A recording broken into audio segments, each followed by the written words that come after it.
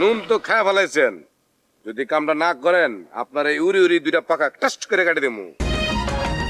শালার এক বাঘের এলাকা পার হইতে না হইতে আরেক সিংহের এলাকায় ঘটনা কি? দিনে দুপুরে শিয়ালটা এদিকে। এই রে কইতে না কইতেই চয়া পড়ছে। ওরে বাপ রে, আজকাল দেখি দিনে দুপুরের মধ্যে শিয়াল রাস্তা হাঁটাহাঁটি করে। তাহলে তুমি কি খবর, আসমান থেকে উদয় হলো নাকি? আরে রতন ভাই কি যে কন্যা আটকাও দেয় হুম কেন? আমি বলতে পারেন ওই দিনের বেলা খুব একটা ইয়ে করি না তো, মানে বাইর হই না তো, এই জন্য দিনের বেলা হঠাৎ করে আমার দেখে আপনার হয়তো একটু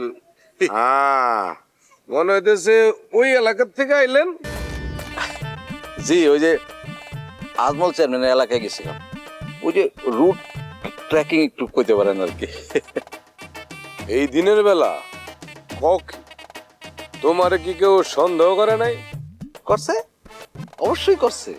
ওই যে আজমল চেয়ারম্যান একটা চামচা আছে না, একটা লাঠি হচ্ছে ফ্রুত করে মারে, আবার ভ্রুত করে বন্ধ করে, আবার ফ্রুত করে মারে, ওটার লগে আরেকজন আসছিল। হ্যাঁ জুলহাস কি তারা তোমার এমনি ছেড়ে দিল? এই কথা তুমি আমার বিশ্বাস করতে কইতেছো?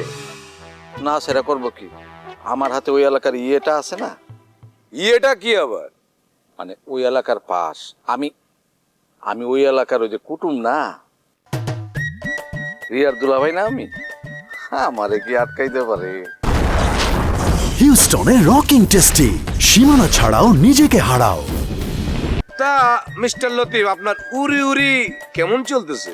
আপনি না রুস্তম ভাই খুব খালি সারাক্ষণ লজ্জা, কিন্তু ব্যবসা খারাপ না, ভালোই। ভালোই না? ঠিক আছে। ইমনের ব্যাপারটা কি করলেন?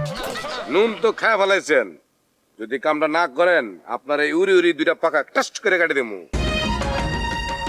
ইমন রে বেশি সময় দেওয়া যাবো না, বেশি সময় দিলে পরে কিন্তু সামলানো যাবো না। না না না, আমি আসতে দিলে সব ব্যবস্থা করে ফেলাম। কয়লা ঠান্ডা লিকার রান্না হয়,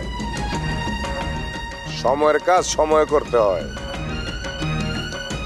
দেখো ভাইবা, দেখো উপরের নির্দেশ আমি তোমার জানাই গেলাম, পরে কিন্তু আফসোস করেও কুল পাইবা না। আমি যে রূপনগর